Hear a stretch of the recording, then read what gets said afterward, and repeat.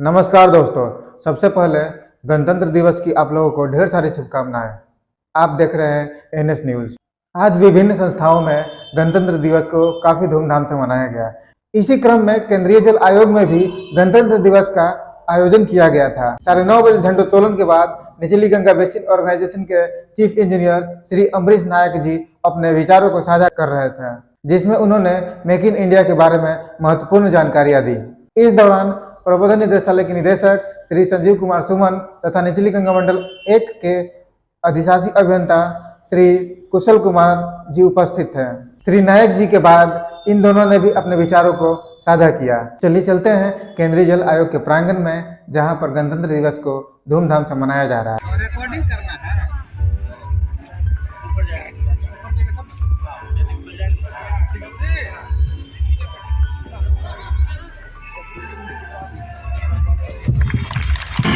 गण मन अधिनायक जय हे भारत भाग्य विधाता। पंजाब सिंध गुजरात मराठा द्राविड़ उत्कल बंगा। विंध्य हिमाचल यमुना गंगा उच्चल जलधि तरंगा। तव शुभ नामे जागे तव शुभ आशीष मांगे। गाहे तव जय गाथा जन गण मंगलदायक जय हे भारत भाग्य विधाता। जय हे जय हे जय हे जय जय जय जय हे।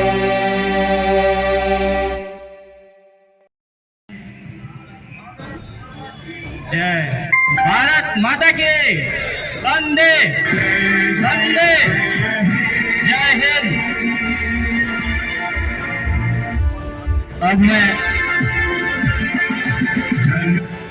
अब मैं मुख्य अभियंता महोदय से गुजारिश करूंगा कि इस पावन अवसर पर 2 शब्दों से हमें अनुभूत करेंगे। धन्यवाद।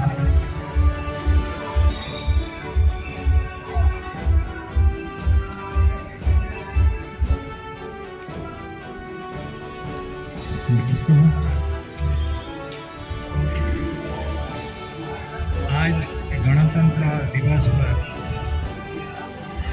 हम सबको बधाई देते हैं और आज का दिन एक खुशी का दिन है। और इसी दिन जो है हमारी संविधान जो है लागू हुआ था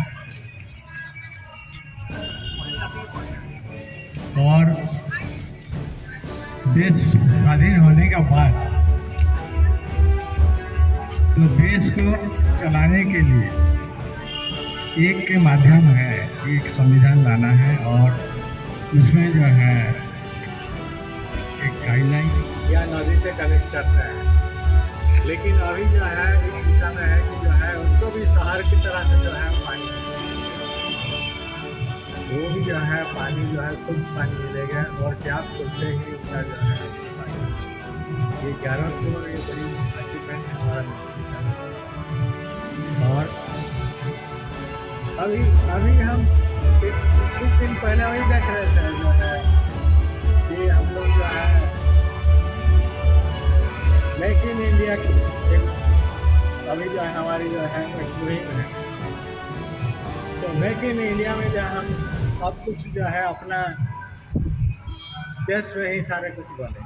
हम विदेशी जो है विदेशी से जो बाहर चलाते थे अपने देश में उसको बनाए। और एक जो है मोबाइल जो है सब इस्तेमाल करते हैं हम हमारे देश में भी ये बनने लगे और हम विदेशों भी जो है अभी भेजने लगे, तो एक्सपोर्ट भी करने लगे। तो ये हम मतलब इस मुहिम में हम लोग पहुँच गए। और हाल ही में जो है ऑपरेटिंग सिस्टम भी जो है मोबाइल ऑपरेटिंग सिस्टम भी जो है वो भी कर रहे हैं। भारत का अपना मोबाइल ऑपरेटिंग सिस्टम जो है डाला। तो हम लोग मतलब कि इसी नियम कानून को पालन करेंगे और देश हमारी विकास करेगा। और आज जो भी कुछ देख रहे हैं उसका यहाँ पर, और हम कुछ बोल पा रहे हैं कि जो डिप्रेशन दे पा रहे हैं, तो इसी का तो एक फल है।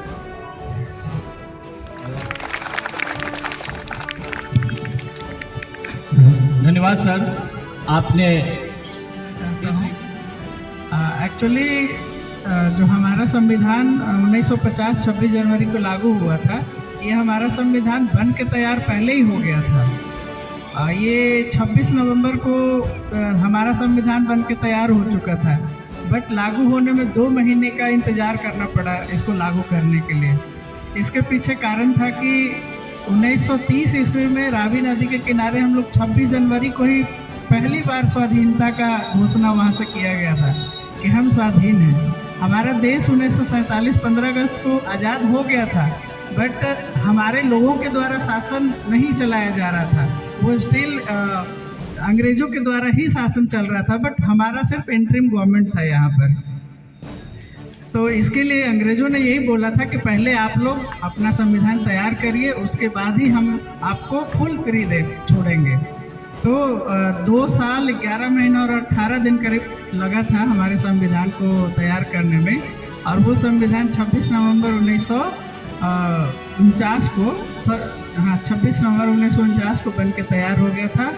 अब ये कन्फ्यूज़न था कि अगर आज हम लागू कर देते हैं तो हमको ये डेट मनाना पड़ेगा, और जो प्रथम स्वाधीनता दिवस जो हम लोग रावी नदी के किनारे तिरंगा फहरा के किए थे, तो वो थोड़ा सा कन्फ्यूज़न था। इसी कारण से बोला गया कि चलो 2 महीना हम लोग इंतज़ार करते हैं, और उसके बाद 26 जनवरी 1950 को हमारा संविधान लागू हुआ। उस दिन से हम एक्चुअल इंडिपेंडेंस थे, एक्चुअल स्वतंत्रता हमको उस दिन से मिली थी, क्योंकि हम लोगों को एक संविधान के रूप में एक गाइडलाइन मिला था, जहाँ सर ने भी बताया कि गाइडलाइन में एक तैयार किया गया जिससे देश को चलाया जा सके। तो वो एक गाइडलाइन हम लोगों को संविधान के रूप में मिला था, और उसके बाद से हम पूर्ण स्वतंत्र हुए। तो छोटा सा जानकारी हो सकता है बहुत लोगों को पता भी हो, फिर भी मैंने ये शेयर किया, मुझे लगा कि कुछ इम्पोर्टेंट चीज़ है इसीलिए मैंने शेयर किया। सो वंस अगेन आप लोगों को happy independence day. Thank you. गणतंत्र दिवस मनाने के लिए यहाँ पे एकत्रित हुए हैं। मैं अपने संबोधन में 2-3 बातें कहना चाहूँगा। एक तो सबको पता ही होगा, हम स्कूल के टाइम से ही बार बार ये हर साल मनाते हैं और सुनते हैं कि गणतंत्र दिवस, रिपब्लिक डे, इसका सिग्निफिकेंस क्या है, मतलब ये क्यों इतना इम्पोर्टेंट है। ये गणतंत्र या रिपब्लिक का मतलब होता है कि देश का जो मुखिया है, जो उसका सबसे सर्वोच्च सुप्रीम लीडर है, वो इलेक्टेड हो। जैसे राजतंत्र में होता है कि वो फादर के बाद उसका सन राजा बनता है, लेकिन गणतंत्र में ऐसा नहीं होता है। हमारे देश में गणतंत्र की व्यवस्था है, और सबसे पुराना गणतंत्र हमारे देश का ही है। आप लोगों को पता होगा कि वैशाली जो है वो विश्व का सबसे पुराना पब्लिक सिस्टम वहाँ से आया था। और ये जो हम हर साल 26 जनवरी में रिपब्लिक डे मनाते हैं, इसका मुझे 2 सिग्निफिकेंस समझ में आता है कि एक तो हम जो हमारा संविधान बना था उसके पीछे जो भी एक मेहनत थी, और जिन लोगों ने बहुत हार्ड वर्क करके इसको बनाया था उनको याद करें, और हम क्या कर सकते हैं अभी अपने काम करते हुए, इस पर हम थोड़ा विचार करना चाहिए। तो आप लोग सबको पता होगा कि हमारे देश में सबसे सुप्रीम कौन है, मतलब सबसे किसका शासन चलता है।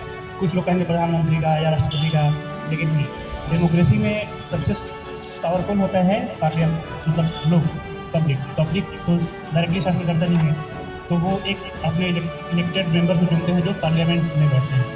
लेकिन पार्लियामेंट भी कैसे शासन चलाएगी, पार्लियामेंट को भी एक रिटर्न रूल्स चाहिए, एक गाइडलाइन चाहिए, एक बुक चाहिए, जिसके आधार पर वो इस देश को चलाएगी। तो वही वो रिटर्न रूल्स जो है और गाइडलाइंस जो है, जैसे हम अपने ऑफिस में कुछ रूल्स रखते हैं, वो संविधान है। संविधान के हिसाब से ही देश चलेगा। इस दृष्टि से देखा जाए तो संविधान सबसे पावरफुल, सबसे सुप्रीम चीज़ है हमारे देश में। संविधान के अनुसार ही देश चलेगा। कोई भी ऐसा कानून नहीं बन सकता है जो संविधान के नियमों के उसको कॉन्ट्रडिक्ट कर सके। आप लोगों को हिस्ट्री की स्कूल में हिस्ट्री पढ़ने के उसमें याद होगा लेसन में कि जब भारत आज़ाद हो रहा था तो एक उसकी मुख्य शर्त यही थी, या मुख्य, जब अंग्रेज रेडी हो गए थे कि आपको हम आज़ाद कर देंगे, तो संविधान एक अपना बनाइए फ्रेम। ये सबसे मेन उसका क्राइटेरिया था, तभी वो सत्ता का हस्तांतरण होगा। तो उसके लिए फिर हमारे संविधान सभा बनी और बहुत लोगों ने मिलकर उसमें अपना कंट्रीब्यूशन दिया। इसमें हमारा जो संविधान है वो विश्व का सबसे कॉम्प्रिहेंसिव और सबसे बड़ा संविधान है। इसकी भी अच्छाई ये है कि जितना रूल्स जो हम गाइडलाइंस फॉलो करते हैं, जितना कॉम्प्रिहेंसिव होगा, उसमें डिस्क्रिप्शन उतना ही कम होगा। सपोज अगर हम कुछ प्रोक्योरमेंट करते हैं ऑफिस में, या कोई भी काम करते हैं, कोई मैनुअल है, वो अगर कॉम्प्रिहेंसिव नहीं है तो उसमें डिस्क्रिप्शन की गुंजाइश रहती है, हम अपने हिसाब से कुछ काम कर सकते हैं। लेकिन अगर वो कॉम्प्रिहेंसिव है, उसमें सब चीज़ें लिखी हुई हैं, तो एक एज पर रूल काम करने का की संभावना बढ़ जाती है। इस दृष्टि से हमारा संविधान बहुत इम्पोर्टेंट है। और जो भी हमारे संविधान सभा के मेंबर्स थे, डॉक्टर अम्बेडकर या डॉक्टर राजेंद्र प्रसाद, सब लोगों ने अपना अपना कंट्रीब्यूशन दिया है। तो आइए हम उनको याद करें और श्रद्धांजलि दें, उनको धन्यवाद ज्ञापन करें। और दूसरी चीज़ कि हम इस संविधान को मजबूत करने के लिए क्या कर सकते हैं, वो तो हिस्ट्री है कि ठीक है उन्होंने बनाया, बट क्या अभी अच्छा आजकल हम लोग न्यूज़ में देखते हैं कि संविधान के हिसाब से कुछ लोग आरोप लगाते हैं। हम एज ए गवर्नमेंट ऑफिसर्स क्या कर सकते हैं? तो मेरा ये मानना है कि अगर हम अपना काम एज पर रूल्स करते हैं और ईमानदारी से करते हैं और ट्रांसपेरेंसी के साथ करते हैं, तो हम अपना एक छोटा सा कंट्रीब्यूशन देते हैं इस देश को स्ट्रॉन्ग रखने में। क्योंकि देश को चलाने वाले लोग हम ही लोग हैं। जो भी पार्लियामेंट भी कैसे काम करेगी, वो गवर्नमेंट ऑफिसर्स के थ्रू काम करती है। इसलिए हमको अपने आप को रिमाइंड करना चाहिए कि हमको भी अपने काम को ईमानदारी और ट्रांसपेरेंसी के साथ करना चाहिए, तभी हम इस देश को आगे बढ़ाने में अपना योगदान दे पाएंगे। Thank you. धन्यवाद सर। आप